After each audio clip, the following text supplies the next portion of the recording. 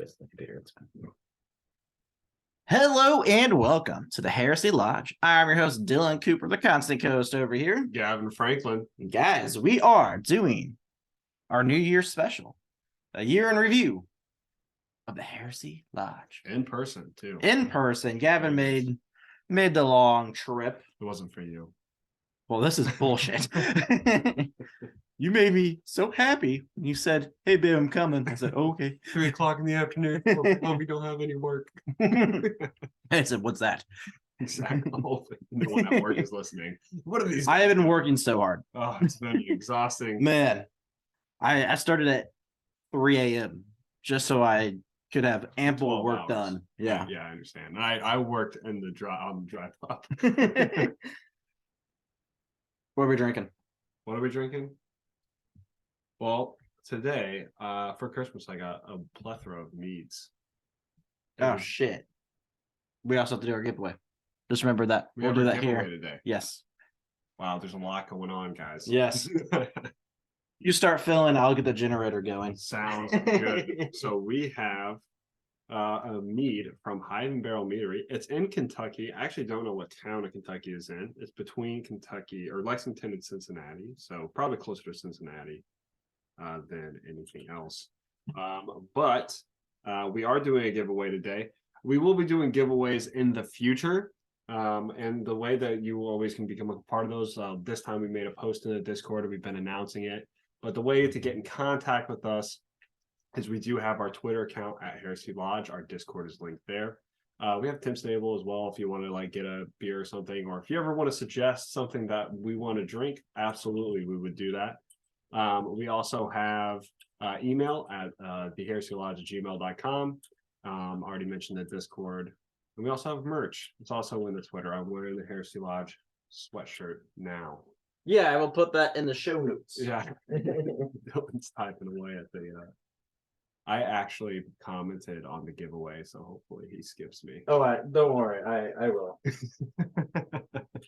Super professional. After 2 years, we still haven't figured this out. No, we actually aren't good at things. But our plans to touch on today are things like we want to review the Primarch rankings. We want to do the giveaway. We want to talk about our favorite moments in the podcast. We want to talk about our favorite books so far and the favorite books we've read this year. And I'm going to be honest with you, I really feel like one of my favorite books, if not possibly the favorite book I've started reading this year, might just be the one we're reading now, Dylan. Really? Teleron is really fucking good.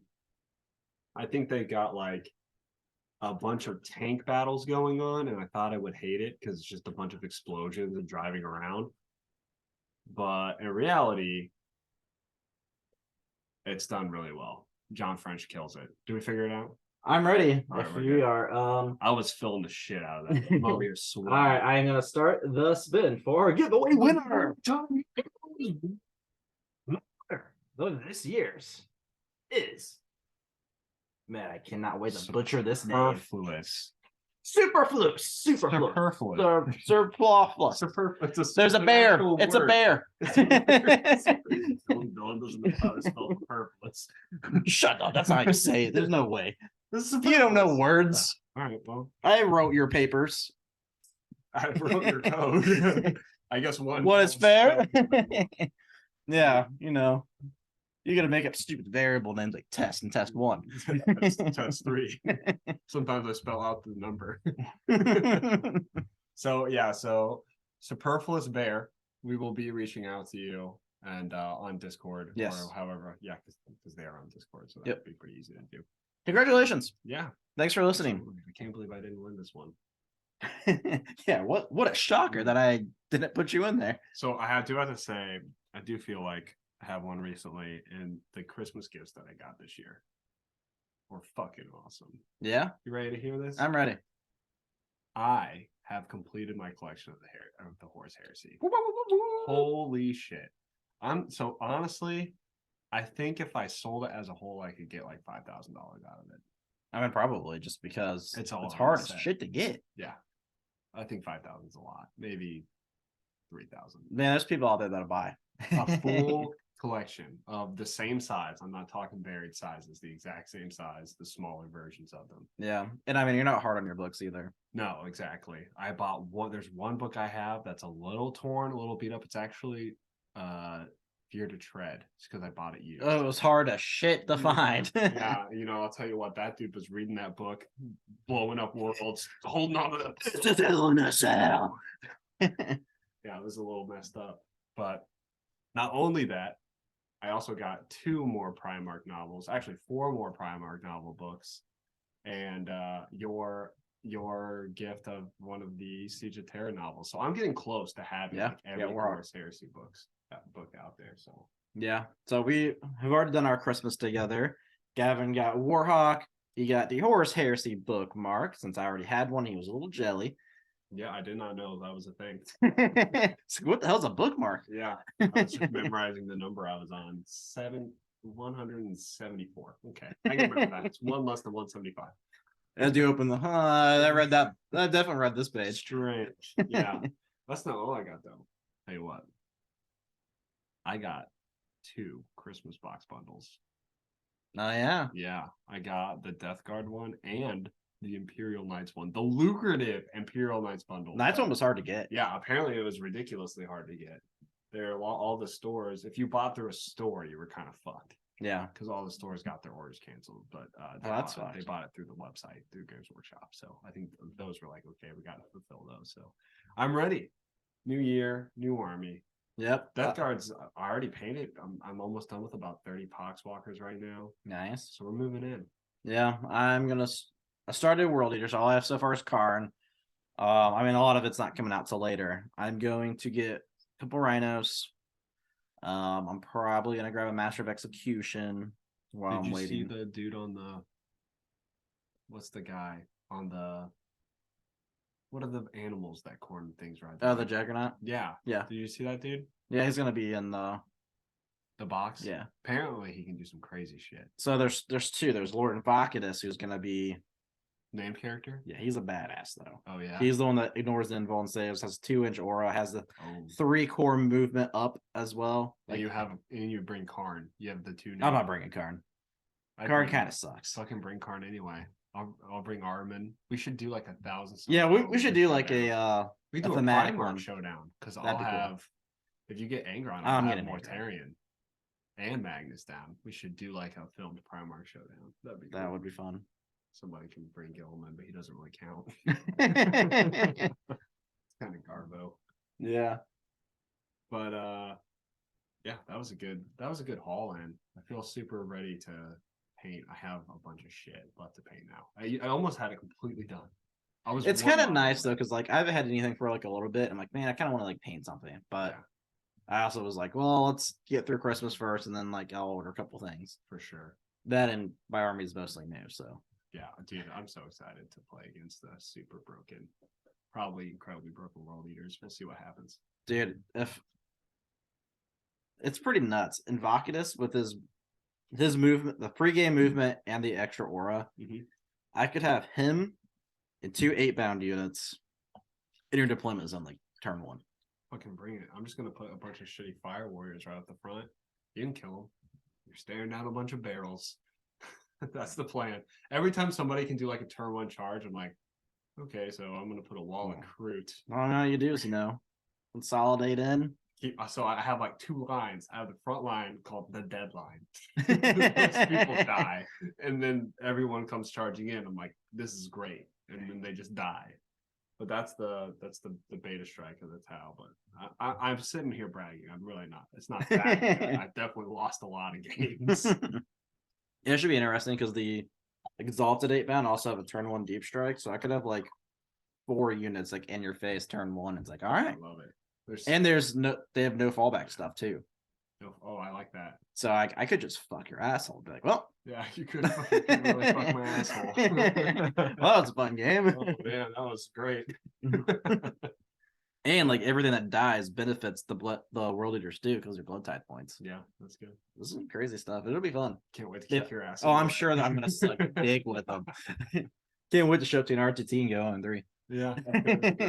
Well, we definitely are going to talk about, I think near the end of the podcast, some of the rules that we're seeing for what people are calling 10th edition, but it's like, So I saw this earlier today.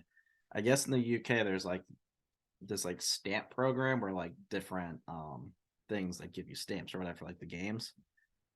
And there's a Warhammer one for June, and they're like, we don't get these unless a new edition's coming out. So oh, June 10th edition. We'll see if it happens. I mean, it kind of sets up if they released a new thing in January, then we get about 6 months by half year. Yep. We got June this year was when we got. Yeah, we'll be getting Arcs of Omen. Who knows? It'll be cool. And I mean, Arcs of Omen seems like they're just like, have fun. Yeah. We're just gonna dick around for a bit. Exactly. So when it comes to the podcast episodes, so far this year, what has been your favorite moment? Someone mentioned this, and I think it might be, but when we did the mystery beers or the mystery seltzers, man, that shit was terrible, but it was so much fun. I had to like fill for that one a lot too because you were like crying. I was to throw up. It's so bad. That was the worst thing I've ever had in my mouth. That was your idea. It was my idea, but it was fun. Let the record show. Honestly, all of our in-person episodes have been my favorite this year. Like we had the Jello shot thing, that was a lot of fun. Oh, that was the pop quiz, that was a lot of fun too. Before we left for Chicago, it's like an hour and a half. Yeah, long episode. Most of it was us trying to like think questions that aren't like mean, but yeah, you know, like what the one Trainwreck came up. The ones that Trainwreck gave us were just like no one's ever. Who is the fourth sergeant of the Iron Hands? I'm like, dude, I don't know. I don't even know what the Iron Hands are. Who are the Iron Hands? I don't know. I really enjoy anytime we shit on Legions. I really enjoy those moments. Yeah. So Shattered Legions, even though it sucked, like the podcast episodes were way more enjoyable to me. So it was like, all right, well, guess this what? bullshit again. Another salamander died. So that was a good one. I think convincing you that the Crimson King not being an A tier book also was. I never had an A tier. I had it B tier. You dropped me down to C tier. I'm trying to think of like a book that I really enjoyed this year. Like even previewing well, and reviewing this we year. started this year with Betrayer. Great book to start. Yeah, I mean that was fantastic. Probably my one of my favorites, if not my favorite book. We had Path of Heaven this year and Scars. We had some really good books. And then we had Shattered Legions. What I enjoy about the podcast is it makes the shittier books better. Yes, because the issue I have is when we get into like Path of Heaven, for instance.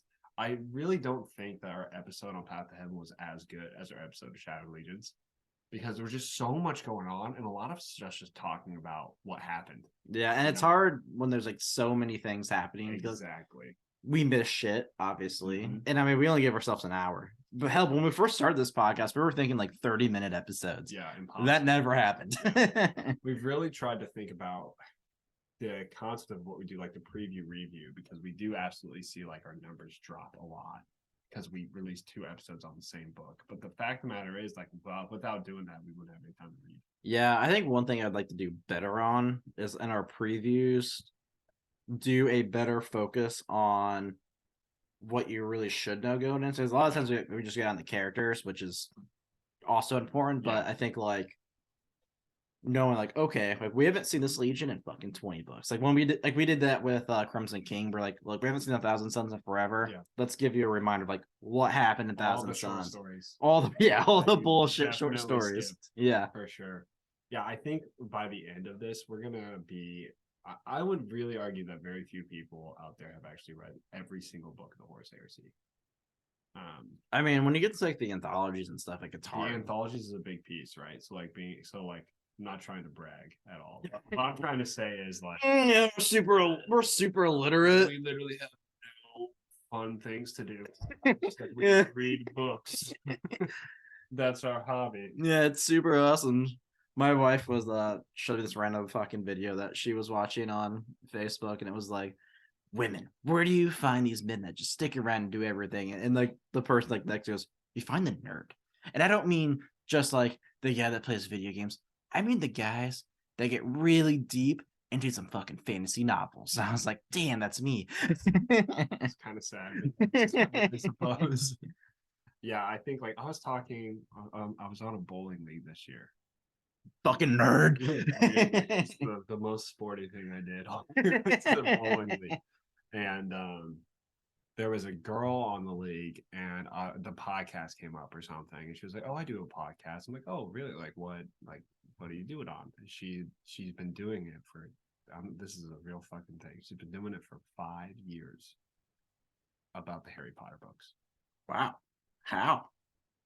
I don't know how you come There's up only with 5 years of material over the Harry Potter books. And you know how many viewers she gets? Like 8 times more than we do. So 8? Basically. I'm just like, how are you? I mean, the Harry Potter community is huge. I know, that's people the love thing, that shit. right? Apparently, there's a reboot in the works. That wouldn't surprise. As much as like undriven and untalented movie makers have become over the years, they're just rebooting everything. Well, it blew my mind when I found out that the first one came out like 20 years ago. I was like, huh, that's weird. Yeah, I'm old. I can't wait to see what next set of generation of kids Hollywood fucks up their lives too. The Hollywood special. Exactly. So yeah, that's the thing that happened. But like with the Horus Heresy, I really, not only do you have a smaller community, but I think there's a lot of people in the community that are like, I'm not even interested in learning about this book. Yeah, people also see like, oh, there's 50. Is it 52? 54. Yeah, 54 books. Like, why would I want to read these? Attempt. But like, okay, look, that was like, the reason we did this. Yeah, exactly. Because it was a pain in the ass to do, and I mean, it kind of worked out for us, right? Because like we literally, I think it was like after Fulgrim, like we just like kept talking about them, and we're like, you know what? Let's just do it. Yeah, tackle it. I've got like a friend reaching out to me now that has started. I'm going to see him tomorrow. And how far is he now? I think he only read the first 2. And he's taking like a small break, which in all honesty, as a reader, you probably would. Like, if you think you're like, without us doing a podcast, there are definitely times. Stopping after the second one's hard though, because the second one hits that cliffhanger.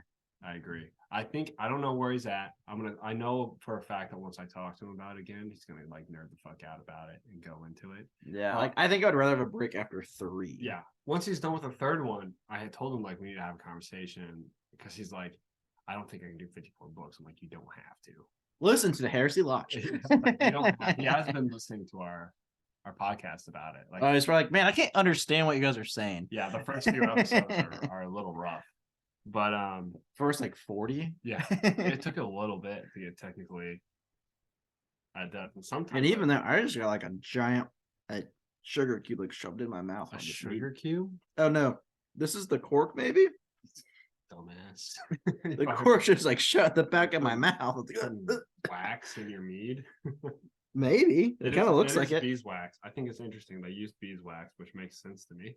Well, beeswax is not enjoyable in my throat. No, it's not. I agree with that. But yeah, he's like, I don't want to read all of those books. And I'm like, no human would. I'm like, there are 100% skippable novels. Yeah. Oh, there's a reason that like ridiculous flowchart exists. Mm-hmm. Although that's like the worst thing I think to look at. Like, there's definitely a better way to do it, and I think what would be really fun is after we finish the siege, everything, do like an actual like must reads, like skippables, whatever, and in which order too. I think the order of release was a poor order. It was terrible, so bad. I think, and it really was just like when honestly the first 5 were good, and then it goes like I almost disagree with that. I think, well, here's what I see. When we talked to Graham, right, we had him on, we talked to him about how they initially planned to only release like 10 books.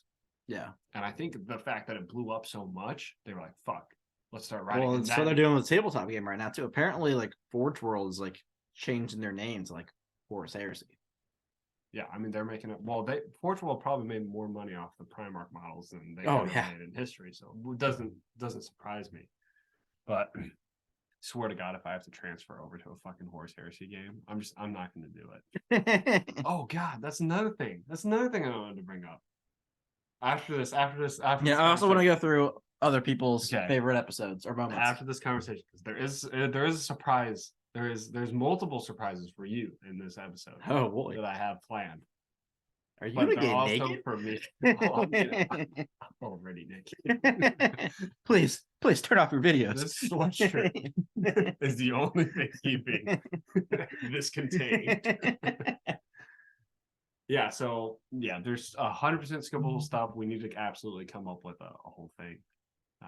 But yeah, I'm excited to tell them. Guess what? Fuck the anthology. Yeah, I will say I think the guys at Horus Hour did a pretty good job with like dividing it up. Yeah, because they did seasons, and it was all like great podcast, by the way. Yeah, check them out. Did you check out their award show? No, I was busy when they had the live one. I think they only have it on their Patreon now, but they did a live award show. And it was fun. The GOAT for their year, Conrad Curse. He is a GOAT.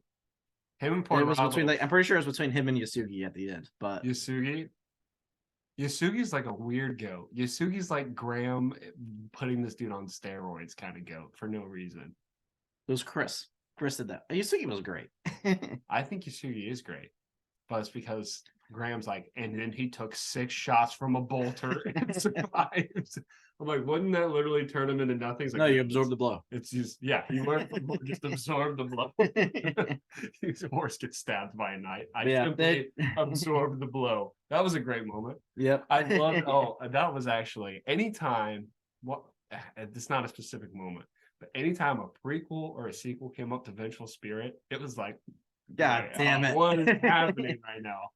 Yeah, because I really want to like sit down and like count like how many there actually were, because I'm pretty sure there's about 12. Mm-hmm. Like direct prequel or sequel to the Vengeful Spirit and short stories. Yeah, I mean, you really have to think like Garo itself is a bit of a prequel. Yeah. I was in the Horus Hour Discord. Yeah. And someone was saying that they were about to start Garo. And I was like, whoa, did you already read Vengeful Spirit? They're like, yeah. I'm like, you're gonna be pissed. Yeah. Yeah. So what are some other things that people said? All right. So let me scroll up a little bit. One was the disgusting seltzer, which I agree. Who said that one? That was for Abakimi. Yeah. Fallen said the one with the dog. I was like, well, which one? Because I'm imagining it's the one with the dog pissed on the fucking floor behind me. I was pissed off. We don't live in trap houses. I swear I have a nice house. Is it a different dog? Is that a dog in the story? What dog was he talking about? Assuming she was talking about when she said when he was barking the whole time, and I was like, I don't remember him barking the whole time, but I do remember him pissing back here and pissing me off. We had no, I remember that one this year.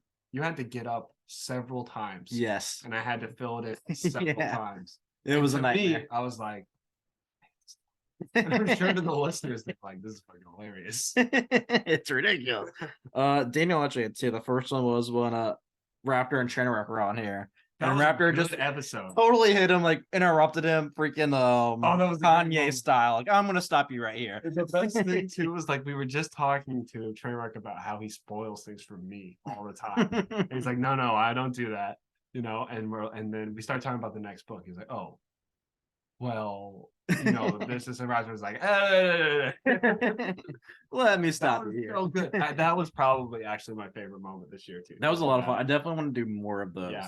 I was, and now that we use Zoom, we can do a lot of different things like that. I think. Yeah, I was super nervous about it because I'm like, who is this? Who is this person? We actually had talked to Trainwreck a few times before already. Yeah, I wasn't concerned about Raptor at all. But yeah, he's a great guy. Yeah, he's honestly, everyone on our Discord's awesome. Yeah, they really are great. Yeah. Give them a chance. Yep. Raptor said that one of his favorites was the saga of reciprocate. I mean, that's a word I can't pronounce. Reciprocative rise and fall of your love for the Night Lords and the Dark Angels and their Primarchs. I mean, we do love the Night Lords. Now, the Night Lords themselves kind of suck.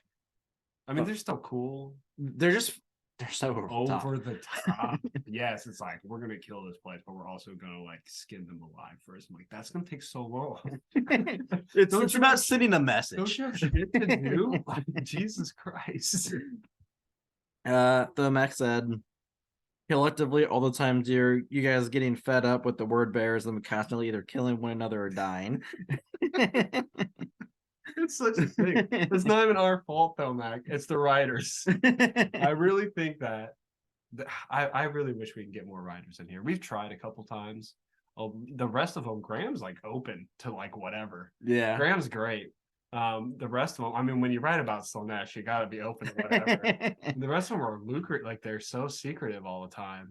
Yeah. AAB doesn't even exist online, but I think they just love to tear apart some word bearers. Even ADB, who writes about the word bearers, is like, no, I'm gonna kill Argotal. Who's gonna kill him? Another word bearer. Of course, yeah. By the blood of Sanguinius mentioned when we did our collab with Horace Hour and I got really drunk. That was and during so many times throughout the episode.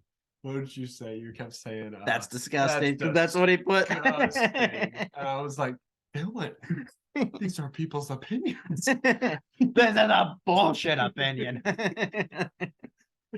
Get out. Oh, that was a good one. Daniel had several of just like inside jokes, like the recurring bit about the Space Wolves tagging the Vengeful Spirit and the Sons of Horses not giving a shit. It's gotta be a thing. I can't wait to read Wolfsbane to see what that looks like because I'm gonna make fun of it so hard. Rather mention like Korek sneaking. That's one that we always joke about. That's a real thing. That's hidden lore. Where we made up Vulcan just fucking with Horus with the hammer. just push the button, see what happens. It's so cool, dude.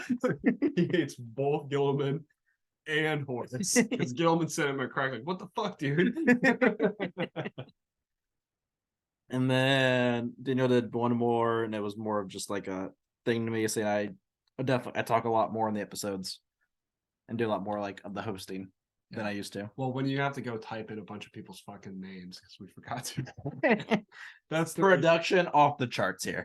I want to point. I understand there was a thing but the first when that came up, I felt bad. So maybe I talked too much, and then I realized that you're always just distracted. Nothing to do. I'm like trying to fill it in. Yeah, Dylan's like, "What do you think about this?" I'm staring, dude. What if? I was just thinking about all of the butt plugs at the original. I'm so jealous. Dylan's still lost in Fulcrum. I haven't read a book since. Yeah, all great. That was it's been a great year. I didn't know what to say coming in here because I couldn't narrow it down, but like several great moments, several great jokes. Yeah. There were some really good. Did we do was Fear to Tread this year or was that last year? That was last year. Damn. Before Betrayal. Oh yeah. Yeah, we reviewed it in the year in review. Fear to Tread was our favorite. Oh yeah, that makes sense because it was fucking ridiculous. It was a good time. The good thing about last year was we had a lot more in person, which I mean, it's totally understandable. You live 3 hours away now. We had one this year, a really good one. You came in person. Man, the part that sucked about that though, we were in those snuggies and we were like sweating bullets. I was fine. I was like melting. I'm like, this is it. I'm gonna die of dehydration right here on camera. Drinking alcohol. Quick, I need to rehydrate. Give me that whiskey. Well, okay. I'll go ahead and do surprise number 1 now. Okay. If you guys don't know, I did announce in the Discord, but I did recently get engaged over Christmas break, Christmas Eve. So I am engaged now. So the gift I have for Dylan here is his best man gift. Oh shit! And it, sir, is a very nice bottle. Oh man, we gotta open this bad boy. Yeah, I figure we could pop it open, see what happens. Well, I might just cry right here. Oh, dang. We don't know if he said yes or not, so that'll be afterwards. So I was concerned he would say no. Yeah, I was like, fuck, shit. Did it cut you? It went under my nail. You deserved. Jesus Christ, man. Can't even open your bottle of scotch. Look, man, I've never been fancy. Oh my God. Look at this guy. He's gifting me things that can't even open a damn bottle. Oh my God. So we might need to get. I don't know. Okay. There we go. Do we need to call our ladies up here? Hey, please help me out. Please, babes. Yo, sir, it's a 15-year scotch. I've never had a scotch that's 15 years old. It's time to enjoy That's a lot of scotch. some good scotch. Jesus Christ, you feel that this is like 4 shots of scotch. It's not 4 shots. This is like a 4-ounce bottle. Cup. It smells very good. It looks good. The answer is yes, though. Oh, So for those that didn't know, he was also the best man at my wedding. sure. Cheers, my man. Congratulations.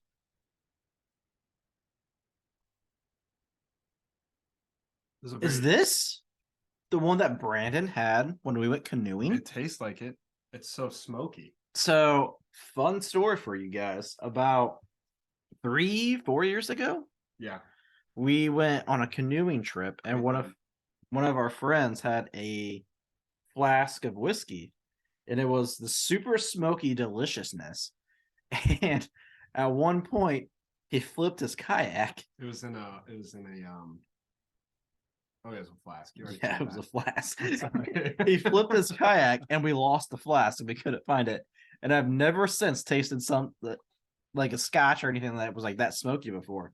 Wow, But this does super smoky. It's very smoky. It's good. very good.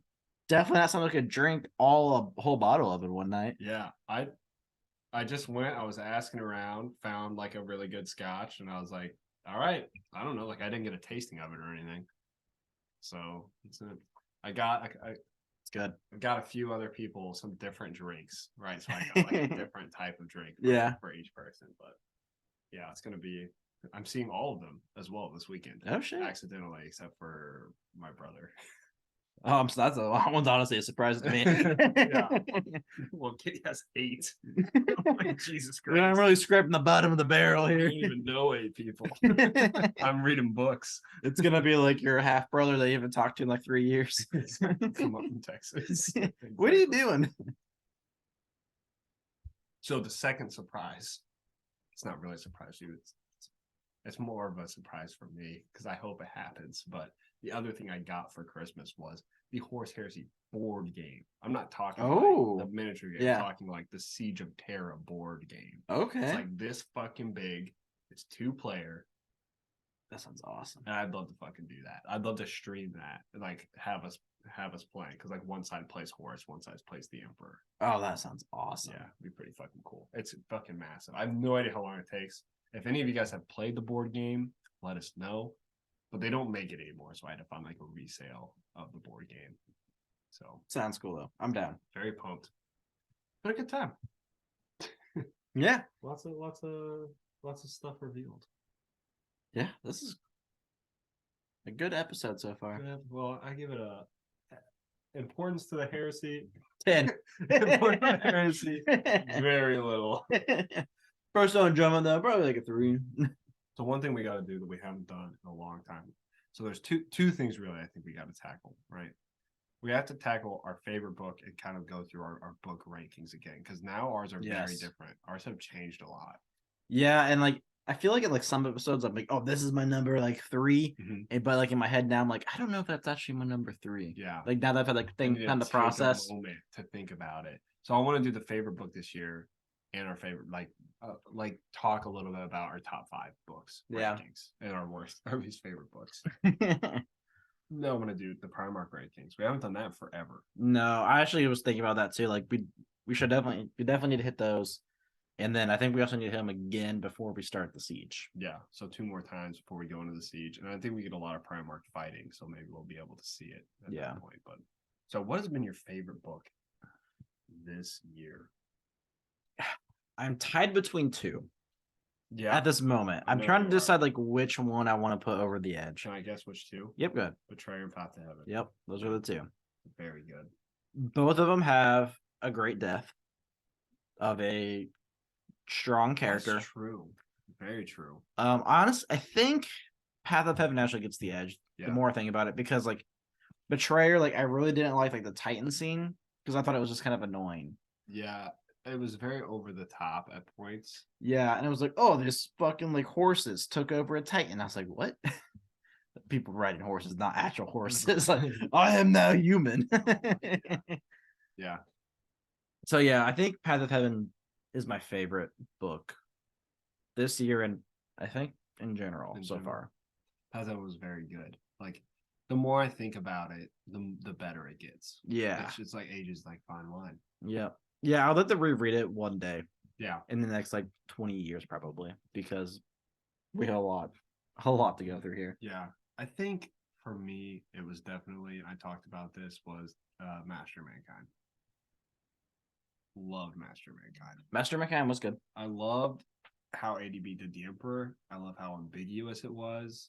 I kind of hate it too, but Yeah. it was like appropriate. I hated the Custodes, but you were supposed to. Yeah, Like I think ADB does a really good job at kind of getting the shit books.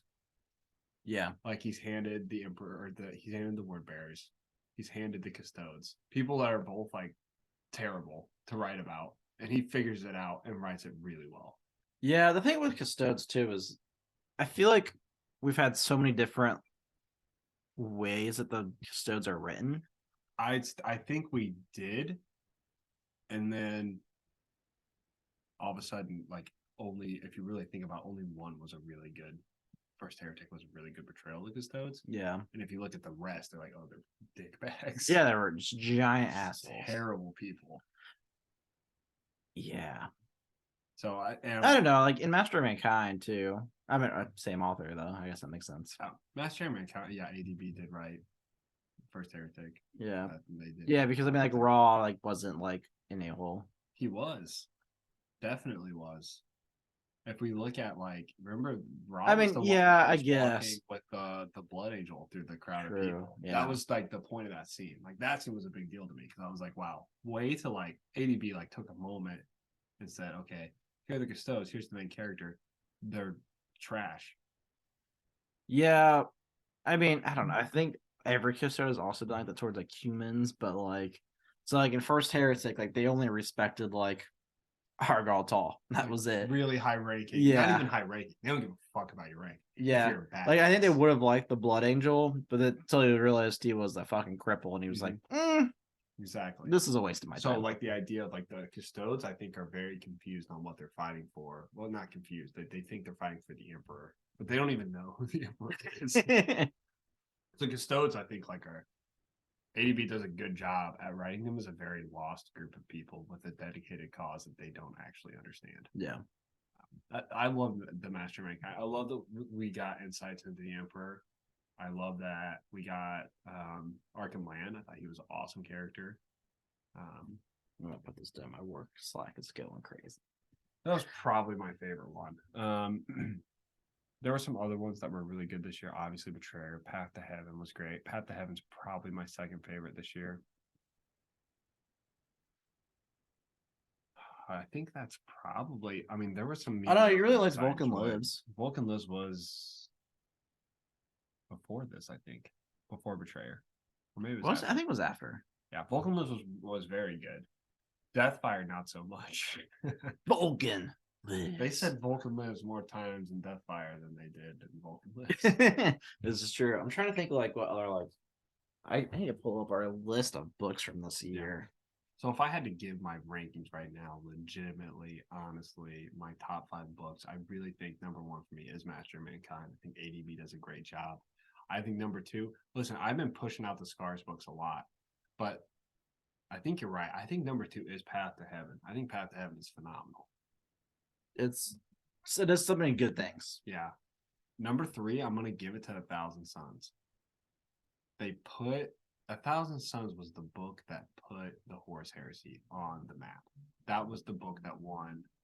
Yeah, it was a New York Times bestseller. Yeah, and that makes it a New York Times bestselling series. And I think it's good too. You could literally hand 1,000 Suns to somebody who hasn't read the rest of the Horus Heresy, and they'd have a good time with the book. It's really good. Yeah. My number 4 is probably, I struggle between them all the time, but I really do think that my favorite of them is First Heretic. I think First Heretic over Betrayer. It's respectable. Yeah, I mean, like, I just love how Argenthal's originally written. I think he's great in Betrayer too. But the scene where they go and become demons on that ship I was like, this is fucking That is nuts. awesome scene. And then number 5. Number 5 is such a toss up. This is why I love. It's like there's like a solid 8 or 9 really, really good books in the series. And the toss up is obviously Fulgrim. It's Betrayer, Scars. There's another one that I think I'm just. I remembered missing. Empire. Nah, it was okay. Which one? Adorn was really good. Praetorian Order is great. I don't think it makes it up there with those, but they're very good. Very good. John French is a phenomenal writer. Angel Exterminatus. Definitely not that one. Outcast there. Yeah, I think those 3 are. I mean, you could even like look at like the originals, right? Like Legion was phenomenal. Legion was really good. You really liked Battle for the Abyss too. I liked it. I don't think it's like a top tier, but I think it's better than most people. No Fear. Fear of Trev is better than No Fear in my mind. I thought it was written better. I think I'll tell you what. When you read Tallarn, it's a better No Fear. Oh, okay. Yeah, I'm gonna have to give the 5th slot to Fulgrim. I'm gonna have to do it. Fulgrim just.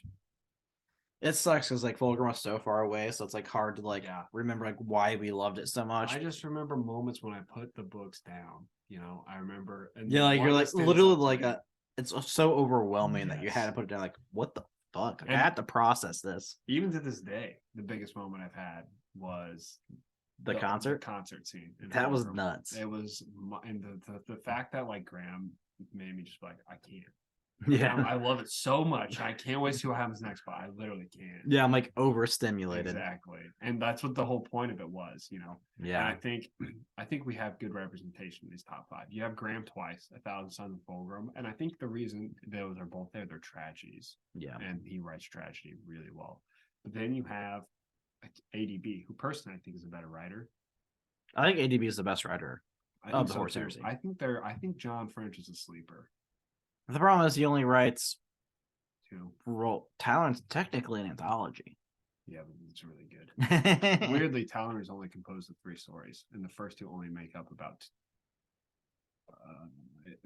not even a half. Yeah. So it's really a book. Yeah. But yeah, it's very good.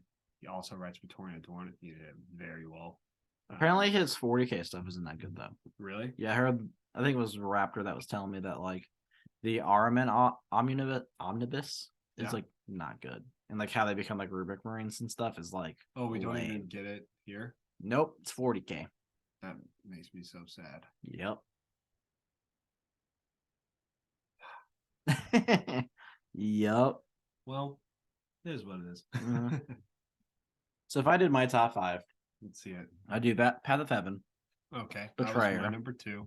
That didn't make it to my list. I think I would do. Ooh. I honestly think First Heretic here. Really? Back-to-back ADB. Yeah. Fulgrim. Yeah.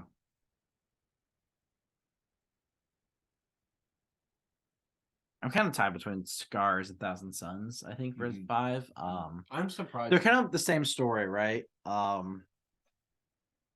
mean, not like actual, but like same like setup, basically. I like the White Scars more, which is why I probably put them in the 5th spot over 1,000 Suns. I like 1,000 Suns more than White Scars. I mean, I got them, I collected them, you know. Yeah. I don't know, something about Scars I really liked. Like I think I liked Ilya more as the human character than I did like Lemuel and all them. Oh, she's way more badass. As a matter of fact, she's way more. That's the problem. Is I am completely cutting out a Crimson King in my mind. Crimson King makes the humans in 1,000 Suns worse. I agree. But also what like Scars does is there's the conflict. Yeah. There's the conflict of like some of them are like, oh, like we're totally gonna be on side Horus. Like what's already like planned for this. Yeah. And there's a side that's like, no, we're on whatever the fuck Jagatai says. There's a lot of realism tied to that. There's a lot like there's not a moment where you're like, why would they do that? Also, there's the fucking fight with Mortarion and the Khan. which I honestly might have been cooler than Magnus and Lehman. Russ. Oh, I agree. I think the fight was better. Yeah, I mean, at least There like hasn't been- one of them wasn't crying before they started. Magnus is such a bitch. I really, 1,000 Suns is sold to me because of Armin. Yeah, Armin's a great character. Armin, it was written so well. The first time, Yeah. Second time, I don't know, I really a liked little too like Suzuki. Shaban and Torgun. I think they both had very like interesting character arcs. Like you had, Mhm. was it Torgun that was on side Horus? Did Torgon die? Torgon died at the end. Yeah. Not that. Yep. Yeah, Mortarion killed him. Yep. They really, what I like about Scars and A Path to Heaven is we go into the Horse Heresy, and there's all these rivalries mentioned. We think about Mortarion hating Magnus. We think about Lehman Russ hating Magnus. A lot of people hate Magnus. Which is fair. You think about literally everybody hating Conrad Curse. It's like their number one nightmare. You know what I mean? And we think about people being really annoyed with Angron. But what I love about Scars and A Path to Heaven, I think Warhawk, he writes Warhawk, Chris Wright writes Warhawk as well. It builds a new rivalry. Yep. That didn't exist before, and he did it really well. So I think that's very fair. I don't think your list is bad at all. Well, shit, we even still have Nike on Scars too, and we have that cool moment of where like Fulgrim is like, Do we "What?" have Nike on Scars? Yeah, that's the one where Fulgrim's like, "What do you think? Jagged, I think you can take me." He's like, Oh, "Bro, you don't even know who the fuck I am." Was that a short story? No. It was Scars, but that was Olenor. Oh yeah, Eleanor. Great scene. Yeah, that was awesome. Yeah, I think Jagatai can kick some people's asses. I think most of them, honestly. Yeah, I think Jagatai's up there. I think Chris Wright does an amazing job. I think he's also a sleeper. Here's the thing: is like Dan Abnett writes more books than anyone in the series. No, Graham does. Oh, really? Yep. We got our last Graham. We're not having any more Graham, like at all. There's a short story. I mean, think about all the ones that Graham did, though. He did Lost Gods, Mechanica, fuck, Thousand Sons. He did the ones I really hate. The one with the group of people, Outcast Dead. Yep, Outcast Dead. He did the one Angel Exterminatus, Crimson King. Vengeful Spirit. He did Vengeful Spirit. Oh yeah, so I think that's it. I think he wrote 7. Hold on. Did you already say Crimson King? Yeah, okay. That's the last one he writes. Yep. 7 books. Dan Abnett only writes 6. Dan did. First one. Yep. So Horse Rising. He did Legion, which was really good. Book. He did Prospero Burns. It was okay. I think it would have been better if it came first. It was like whichever one came first was going to be the one that was better because it's the same story. He did No Fear. Great book. He did Unremembered Empire. Great book. And then he doesn't do anymore. Yeah. Until Saturday. Wow. He only writes 5. Yeah. Wow. Yeah, I think Dan is the right. We discuss this all the time. Like you have writers that write to specific legions, and Chris Wright and ADB are phenomenal. Yeah, at what they do. I think John French is a bit of a sleeper in my opinion. Like I really enjoyed Talorn. I really enjoyed. He does Solar War. Praetorian Adorn. I think like he's good. Oh, he actually does 2 Siege books, Solar War and Mortis. Awesome. And then we have Dan Abnett. Now, Dan Abnett, I can't say anything bad about Dan Abnett. I can say bad things about all the 3 authors I just mentioned. ADB, maybe. I think he does like we talked about the Titan seed and everything. Yeah. And horses, like sometimes there's always like a scene somewhere that I'm like, Dan, like he just writes really good shit. It's quality, but it's not over. It's not. It doesn't go to a next level. Yeah, my complaint with Dan, I think, is he introduces too many characters that like don't matter at all. Yes. They just die. Yes. And it's like, cool. Why did I have to remember 30 names this entire book? True. I just think he's the most consistent writer out of all of them. He's good, yeah. And then Graham is the dude that like writes the He has- lowest level and the highest level. There's no in between. With he has crazy peaks and like, man, he has some lows. low shots. But like you kind of need that sometimes. Like there, you can just tell. What I enjoyed 54 books going into this. You know, we've seen so many writers that we can like identify. I feel like if I picked up a book with an unidentified writer, I could tell you who wrote it pretty easily. Yeah, I think so too with these guys. Yeah, and I think it's a great team. They did a great job with it. But so, what is your let's do this year first. This year, what has been your least favorite book? I mean, I think there's only one option for me, right? Yeah, I know it's true. It has to be Andro Exterminatus. It's the only one I didn't finish. Was that this year? That was this year. It I'm happened surprised after. that Oh no, it was last Yeah, it was year. last year. It's the second This to last year, one. then There's only one. There is only one answer this year. it's got to be Shattered It Legions. has to be Shattered Legions. I mean, we knew it was going to be a bad going in, but man, it was bad the whole time too. I wouldn't even say like the writing was bad at all. No, I literally think if this book came out like right after and number 8. Yeah, like if it's like top 10 books, like first 10 books, like would have been good. Yeah, like okay, because that's like when we actually had interest in the Iron Hands because they just got killed, like they had like scatter, like whatever. Like okay, cool, like give me that. I also greatly disagree with anthologies that have a theme that's not a whole story. Like Korax was a theme that was a whole story. It was all about Korax, and it was literally just a book. I wouldn't even call it an anthology. Yes, it was a series of short stories. But it was literally the only thing I did that was different was they cut out some like random in between things, which is fine. Which is actually kind of great. Yeah. Like I don't care how long it took them to get to the fucking planet, and that you were in this random wormhole and like nothing happened. Exactly. Like when Andro Exterminatus. That's the story.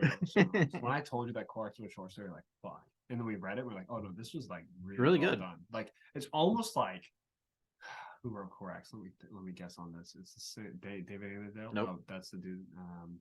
He did Deliverance Lost. Yeah. Oh my goodness. It's a different name than like the ones we mentioned. The well, I mean, it's like it's kind of out there. It's different than like any Gav. Oh, Gav Thrope. Yeah. Thorpe. I think it's Thorpe. Thorpe. Yeah, Thorpe. Yeah. He was basically like writing a book about Korax, and he was like, I don't even know like what to write in these sections. It's like fuck it. Yeah, cut it up, and I was like, this is great. Yeah, you did a really good job. It followed like everything fine. Like what a service. Now, like no, I'm granted those were probably like stories that were like released like months or years apart from each other, and then like they're like, we should put these together. And he's like, it worked out really well. Yeah, I didn't do that the first time. Yeah, he's like, shit, did I write a book? Shit, whoops. Oh man, I'm way better at this than I thought. I think like when I think of the worst books this year, we have Shattered Legions. In my opinion, I think fucking Crimson King was awful. Crimson King was okay. I don't think it was worse than like honestly, I think Crimson King more than like Vengeful Spirit. I agree with that actually. Well, no, I disagree with that. I like Vengeful Spirit more because you can follow it. You know what was secretly a bit of a sleeper in this? What? The Divination of Pythos was a sleeper. It was good. You guys are liars. Yeah, I think it suffers from being book 30. It suffers from being book 30 and have nothing to do with the Horus Heresy whatsoever. Yeah, I think it's the same reason why people really hate Battle for the Abyss. I don't understand. It's a great novel. Yeah, and like you have like I still remember fucking Photep or Motep. It's Motep. Yeah, Motep Photep's the ship. Awesome. Yeah. Yeah, the Photep was a ship. Motep was the guy that wrote it. Like if I actually remember a character's name, where the fucking ship like blew up and he's just walking through space, it's like eliminating people, yeah, to save their like dying breath or whatever. It was fucking awesome. Yeah, and you had fucking Scarl fucking like in the walls of the ship. The idea that the word bearer was like, it was like one of the greatest scenes in the Horus Heresy to me. Still to this day, when the word bearer is like, did you know that Angron turned to the War Master? And he picks up the axe. Angron's a bitch. That's basically what he said. Yeah. Like, he was like, I don't give a shit. Yeah. And then he goes like, oh, fucking he's like, nuts. You know what? If Angron turned, I'll fuck him up too. Yeah, he's like literally sitting there in the ship for like months eating rats.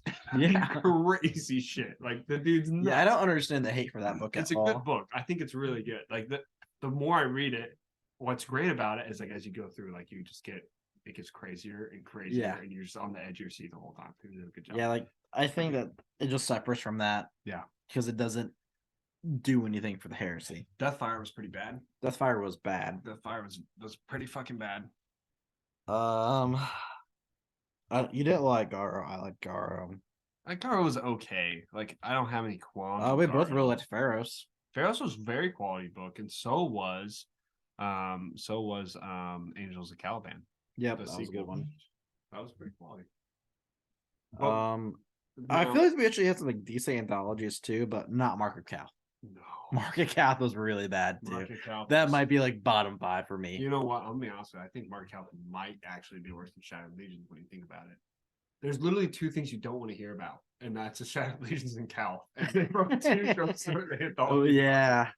Yeah, those were bad. Fun. Like when I think about Market Cal, actually there was at least like some stores I was interested in Shattered Legions. There was none in Market Cal. None in Market Cal. Like I remember reading, I was like, I don't give a fuck. Because especially what pissed me off more about Market Cal, so like the end when Theo was like, I'm gonna leave. I was like, what? He just left. What?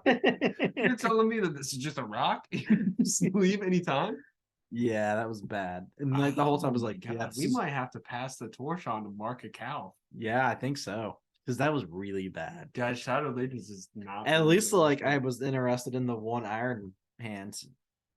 The Shuriken. Yeah, like no, that. not Shuriken. I like that one too, but the leader. Oh, Medusan. Yeah, I actually liked like Medusan's story was interesting. Yeah, he was a cool guy. There's literally when it showed Theo, it's like Theo's cool. Like I like Theo. It was the last fucking book. It was the last short story. Theo shows up. I'm like, okay. Finally, it's our savior. Theo's here. Yeah, I'm gonna get the fuck out of here. And I'm like, yeah, me too.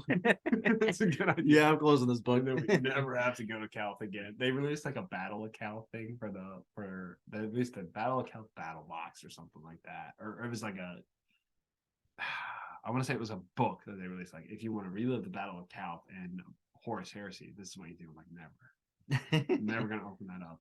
Cause it's so. What sucks about it is like, No Fear is a good book. Yeah. It was. And then everyone shat on it by releasing 75 short stories that followed. I just don't understand why. I don't get it. Everything died with the planet. Like, honestly, like, even like, I know there's people left.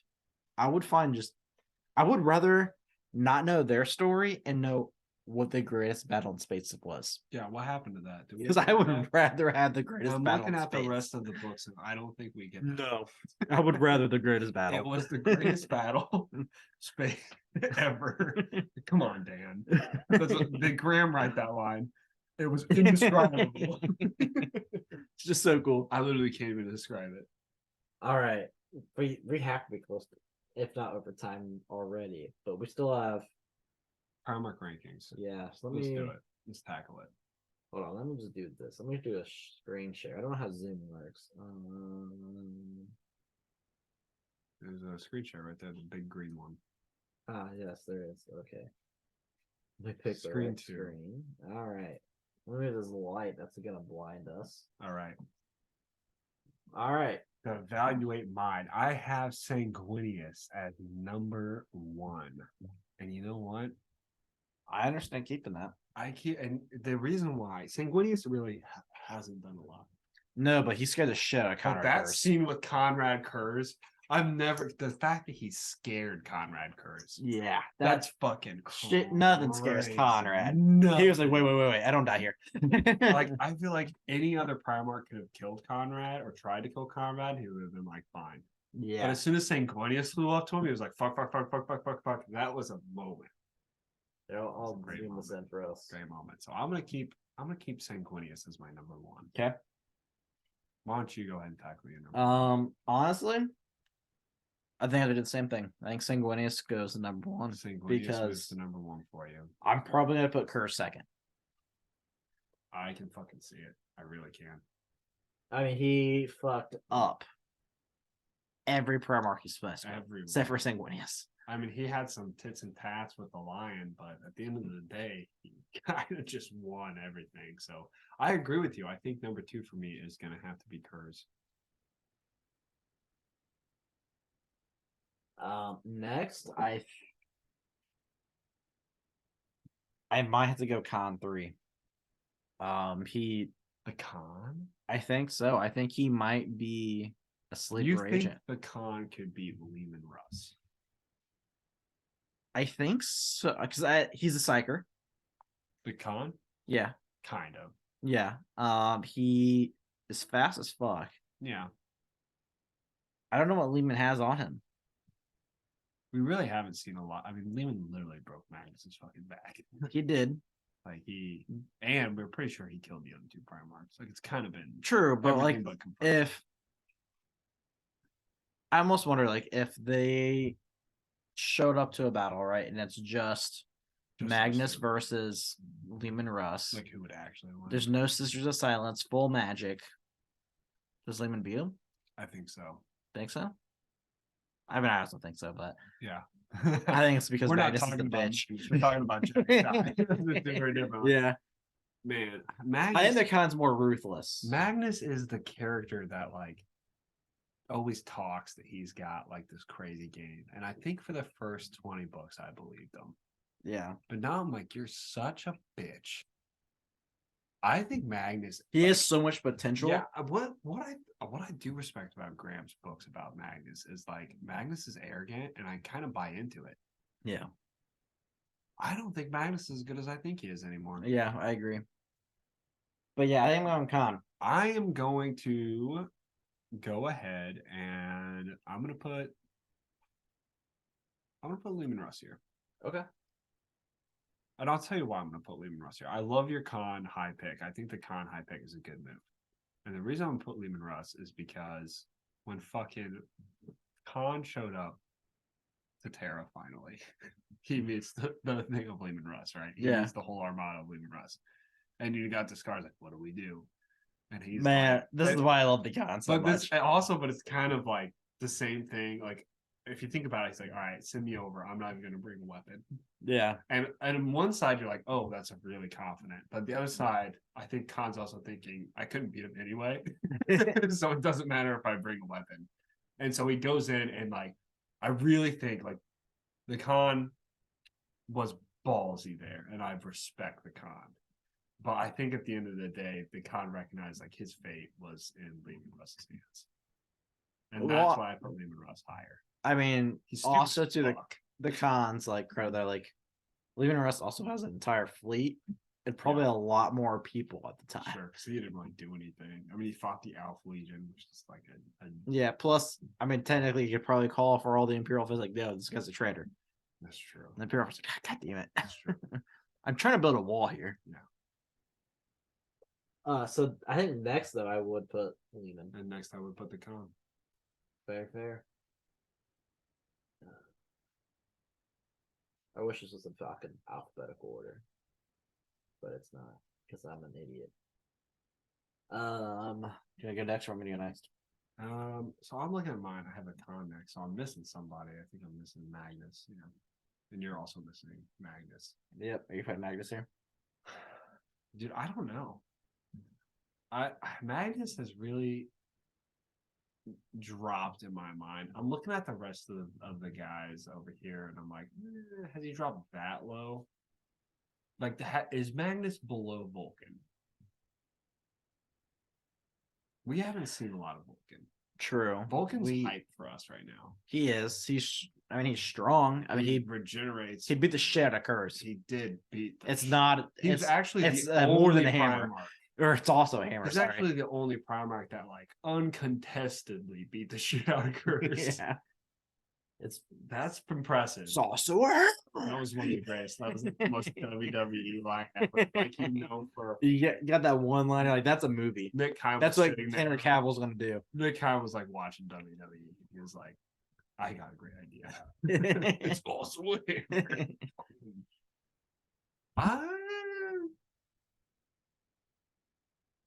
I think I'm gonna move Vulcan up. One. I also am gonna do. I'm gonna do Vulcan. And I'm gonna do Magnus next. Are you doing Magnus next too? Yeah, that's my Okay. move. Again, not applicable. It's just gonna be like 5 minutes for him to finish this one out here. Shut the fuck up. Where's Vulcan? Second one, or Vulcan is right there. Then Magnus Magnus. is number 2. Up top, all the way. Number 2. Wow, our stuff changed. I think I'm quite a gonna bit. keep Porter Rabo where he is. Yeah, I agree with that. I think Porter Rabo. I think he's fine right there. Porter Rabo is the kind of guy we haven't really seen him fight. Yeah. Yet. But man, he fucking smashed Fulgrim's face, and that was badass. Yeah, and the thing about Porter Rabo is like, if I were to like give everyone their legions, the Iron Warriors would win, in my opinion. Like, They're awesome. like Porter They're great. Rabo's leadership is insane, and he's not a bitch. He's not a slave to a chaos god. Like, he just kind of does what he does. Yep. Yeah, Porter Rabo's up there. Next, you have Horus, and I have the Lion. And you know what? I think you're fucking right. I'm gonna go Horus here. Yeah, I'm gonna stay. I'll stay. Second one. Nope. Oh god. Right there. I'm moving Mortarion, I think, for He's lower. the Lion. Yeah, I think that's fair. I think I'm gonna put the Lion here as well.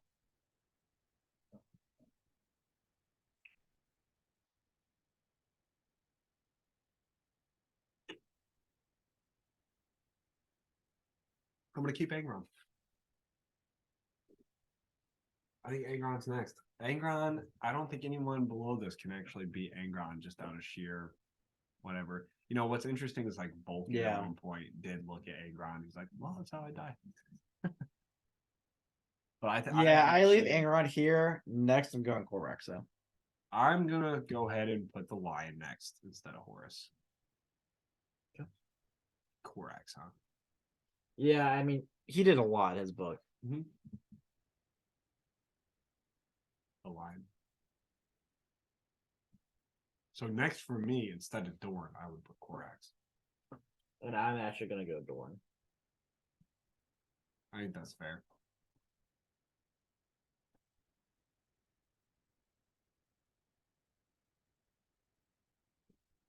So I, and this one would go Dorn.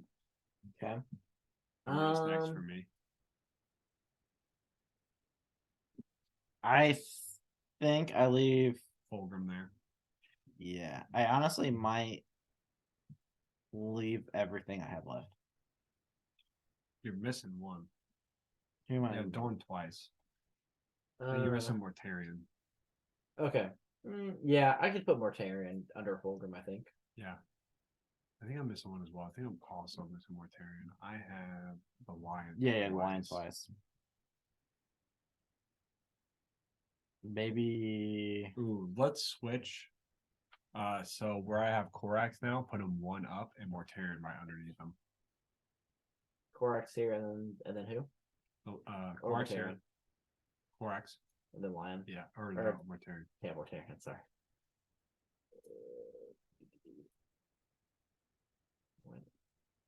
I think that's good. I like that one.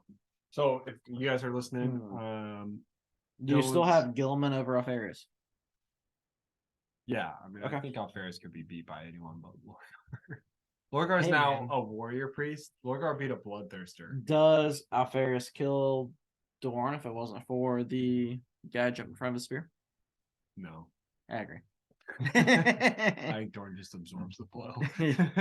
This is nothing. Your special spear ain't shit. Yeah, I want to keep Lorgar at the bottom for memes, but ultimately I do kind of think that Lorgar at this point could beat Alpharius. I don't think so. Oh, at this point, he's fucking souped up on chaos, but Souped up on I don't Mountain think Dew. before that he could. So if we read through the list, Dylan's list, Sanguinius and Kurz, which is matching to mine. I think Yep. that's awesome. I hate when like we're now kind of past this like bewilderment point of what the authors tell us, Yeah. and it's more about what the authors show us. Yep.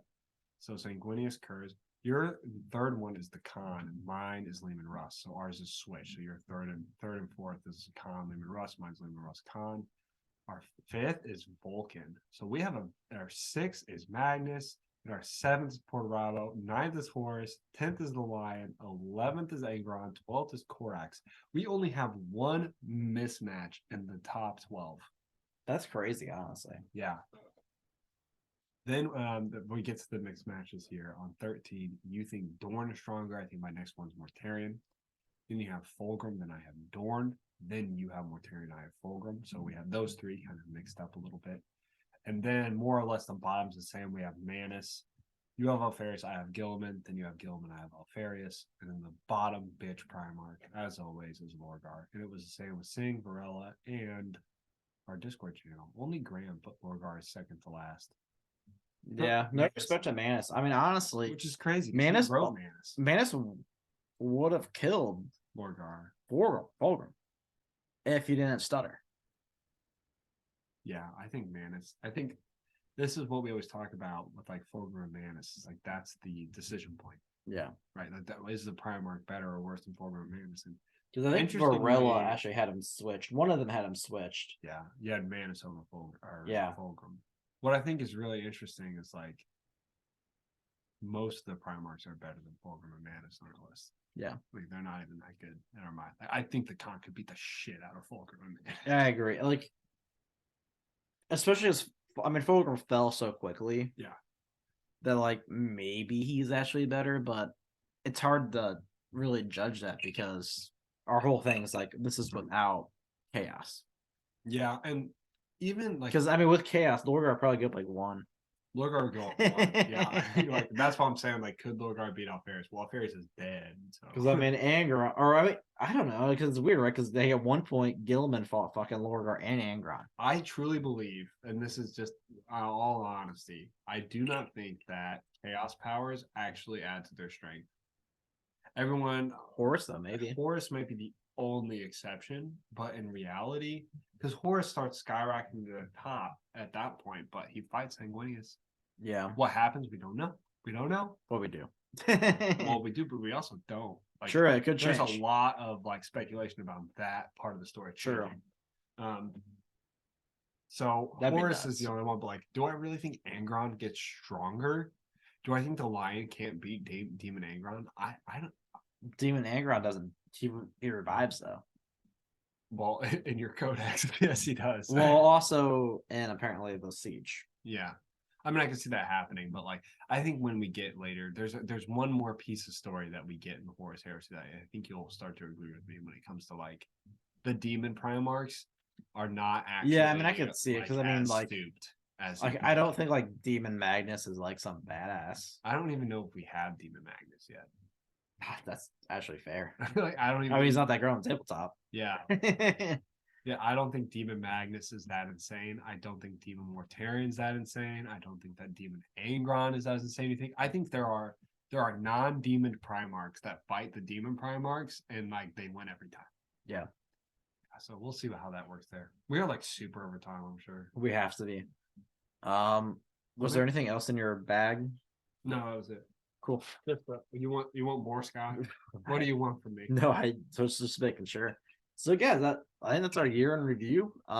Next year's gonna be big.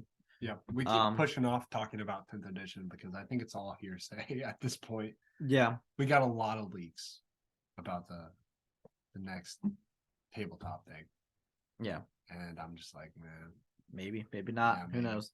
But usually they have different rules for the boarding actions now. yeah, I think that's supposed to be like a separate thing, kind of like Kill Team. But I think that there's potential that they're trying to test out those rules for 40K. And Interesting. I actually really like a lot of the rules in there. I didn't look too much into the boarding and action It's stuff. really interesting stuff. The way line of sight changes, auras change, shit like that.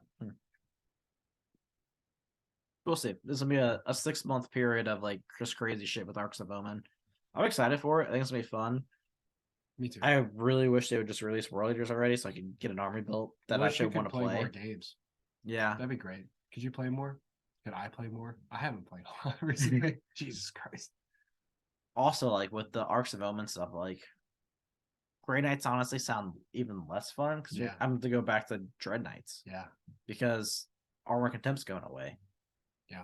So Or rumored to. yeah, rumored to. So I like, wouldn't be surprised. yeah, There's a little bit of a patchwork.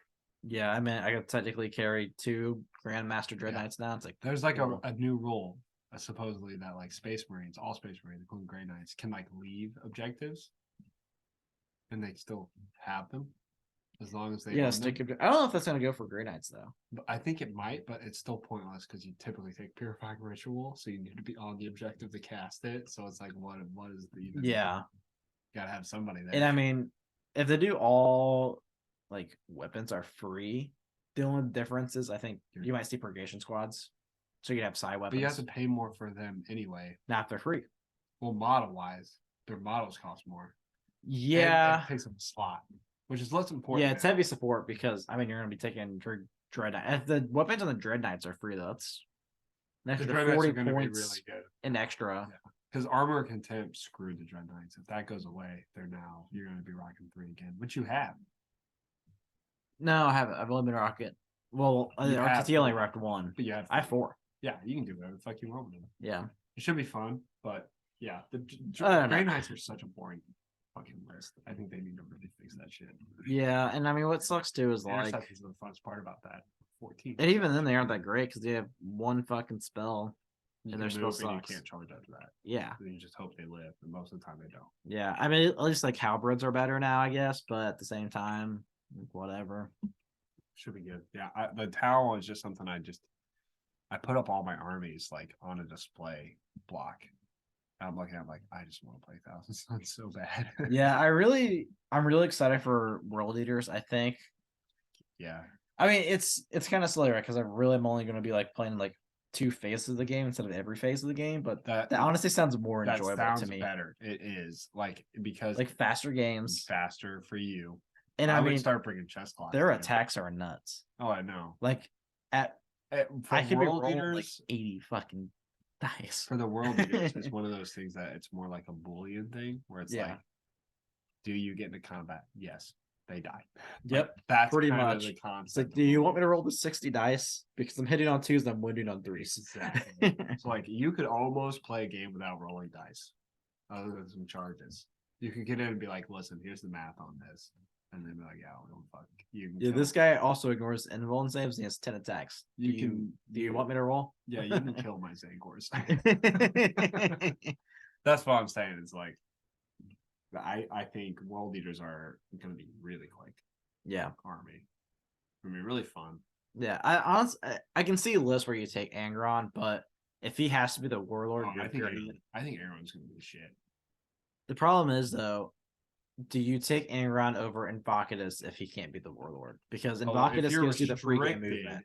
That's a problem. Because so They far the changed that, codex didn't they? is Didn't they change that? so If you have two guys that have to be royal, you can choose which one. maybe, but does Demon Primarch take over that? I don't think so. Because that'd be nice if not. Yeah.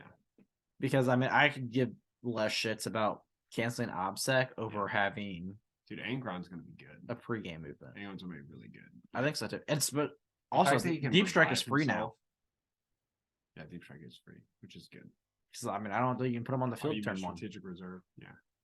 I think that was a smart move. Yeah.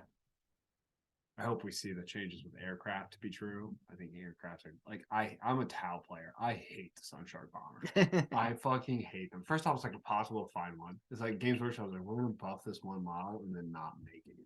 So they've been out of stock for months. It's ridiculous. Yeah. And it's like, don't you really enjoy like making the thing like fly off and bomb and then come back on and maybe shoot something? Like, no, that is the most boring type of fucking. And they're like, well, they're gonna nerf the Sunshark bomb. I'm like, great. Thank God. So I fucking hate the Sunshark bomb. Although, are you gonna be even carrying Groot anymore? Yeah, I think Kurt's gonna be like the only thing I carry now. It's gonna be a whole army of Kurt. Well, they're supposed to nerf battle suits too. Crisis that's fair. suits. I'm like, what the fuck? I think they're okay. Now I'm gonna have Yeah. to like. I mean, not carrying troops. So, like, are you gonna like throw like Fire Warriors or anything? yeah, I think the Fire Warriors are fine. Like, I don't think that there's like everyone. I'm not gonna take them though. Yeah, I think they're fine. Like, I think you take the slots and take Fire Warriors because the way I mean, you are going to be losing obviously if you don't. yeah, I think the way the meta shifts for Tau is just going to be. I think we're going to go back to something like triple Riptides. Trip Rips. Cool. Can't wait to see Angron. Yeah, I mean, I only And have, there goes Angron. All I right. only have one Riptide, and I don't have a desire to buy and build and hate another two. So I'm like, fuck it. I'm gonna play Thousand Suns. Fair. All right. This is our New Year's episode, guys. Hopefully, you guys all have Happy New Year's. Yes, New Year's Happy Eve. New- Yeah, it'll be New Year's Eve when Yeah. this comes out. And if you want to listen to it afterwards, Happy New Year's. Hope you had a Yes. good New Year's Eve. Yep. Hopefully, you drink some good stuff. If you don't drink, hopefully you ate something good. I don't know. But that's it for us, guys. We'll see you in the new year. We will be previewing Talon on our return. Very pumped. And as always, hit us up on all of our socials. We are on Twitter at Heresy Lodge. Feel like contributing also to the podcast, so you can either leave us a tip or you can buy some cool merch. As you can see on Gavin's sweatshirt over here, there's some cool stuff. Check it out. Future giveaways. If Yes. you want, if you have like a drink that you want us to try on the podcast, let us know. We Yeah. haven't gotten that yet. I figure we would have. Yeah, for real. Also, if there's anything different you want to see in us start doing this next year, let us know. We have a whole new year to plan. We'll definitely make it through the next year. Doing the siege books, we'll be pretty close to hitting the next year mark, and We should be through them as long as they all release. as long as they all release, and then we also, if we wanted to fill time, we have the Primarch novels as well. Yep, we have the Primarch novels. There will probably, I don't know if you guys will see a break. We'll probably at least record a couple Couple in episodes advance, yeah. for when I ever have my child. He is having a child. Yes. So those are all the things. Email us at theheresylodge@gmail.com. Hit us up on the Discord, pin to the Twitter. As always, if you are on YouTube, go over there, like, subscribe, leave a comment if you want on the Discord. You guys have a good new year, and we'll see you next time. Have a good one. What a good time.